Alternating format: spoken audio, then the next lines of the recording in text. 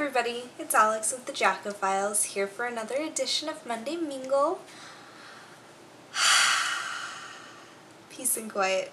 Okay, here's the story on this.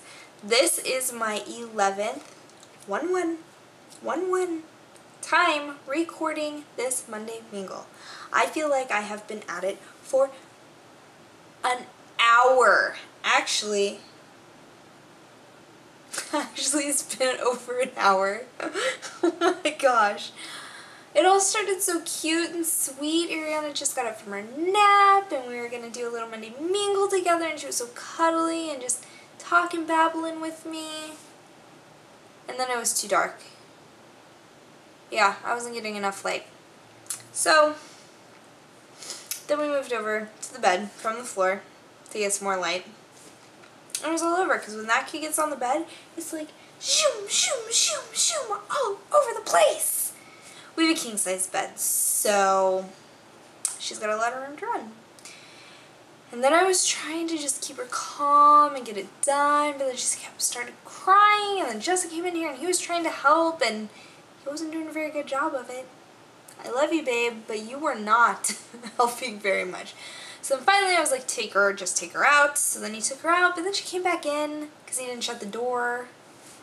And then this last one, it was going great until all of a sudden I heard my little shutter go. Shoo. The shutter button, yeah. Because apparently I wasn't really recording, even though I thought I was. Go me. I'm using my new Pentax, my super awesome camera, for this, so I didn't realize it wasn't recording. Awesome, right? I know. You guys can make fun of me, really, because this is taking a long time. Anyways, Monday Mingle, as always, is hosted by our lovely and fabulous Speedy from 80mileperhourmom.com.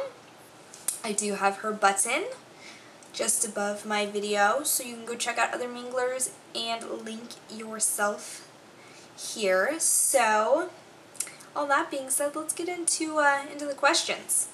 The first question is, do you remember the first blog you started following? If so, who was it and why did you keep going back for more? Okay, well, my first blog that I followed was Kristen from OurOrdinaryLife.com. Ariana's banging on the door now. Oh my gosh. But no, before that, like when I first started getting into the whole blogging thing, I was on mydeardiary.com, and while I know that's not like really a blog, it's pretty much the same concept. But I had this group of people that went through so much with me in the 2 years that I was a member there that, you know, it was almost instantaneous. The first journal entry I read of theirs, it was like, you can just relate to these people. And that's what I kept going back for, because, you know, some were my age, some were younger, some were older, but in a way you could relate to them. Whether it be something you had done, something you were doing, something you wanted to do. It was just a fabulous place, and they actually took the site down for no reason whatsoever. I heard it was payment issues, whatever.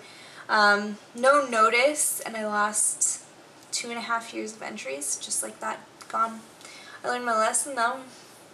Yeah, don't screw around, because you could lose everything. Question number 2. Pretend you were 16. Being able to look ahead at your life now, what would you at 16 have found most shocking or unexpected about the life you ended up having? Well, kids is no shock to me. I always wanted to be a mom. That was always in the cards, having the family life, growing out of the partying and the drinking. I mean, that's no shock at all.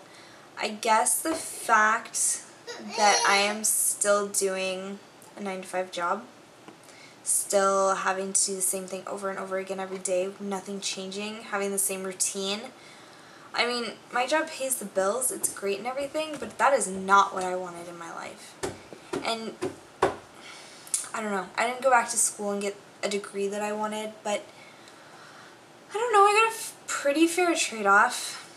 I mean, I gave that up for my kid, Connor, when I got pregnant with him. That's the reason I didn't go back to school.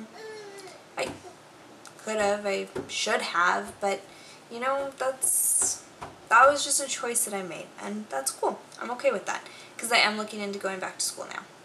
Woohoo! So this brings us to question number 3, which is, as a child, what did you want to be when you grew up? I had 3 things that I wanted to be. I didn't know which I was going to be. I always, for like 6 years, actually probably longer than that, I alternated between a marine biologist, because I love the whole sea aspect of everything. I love the creatures in the sea, I love the plants, everything. So it was that. Or I have a very unhealthy obsession with volcanoes. Yes, I wanted to be a volcanologist. I still do. I would love to see what makes a volcano tick. I don't know. Is that weird? Do you think it's weird? Maybe a little bit. My 3rd job is forensics. I'm very analytical, and I don't know. Forensics would have been a really awesome job for me. We actually have a forensics school here in Portland. But I don't know. Second part of this 3rd question is, what would you be now if you could do it all over again? And being 23, I don't have to say what would I do if I had to do it all over again. It's more like, what am I going to do? And I'm not sure. I have a lot of options, so I'm going to look into them. I'm thinking maybe it might have to do with web design or something in that area. You know, just have to look to the future and see what I enjoy. I mean, obviously I love photography. That's pretty much like a given. So, but I don't think that that's really, it really doesn't have the money in it. But anyways, guys, now you've got me all thinking.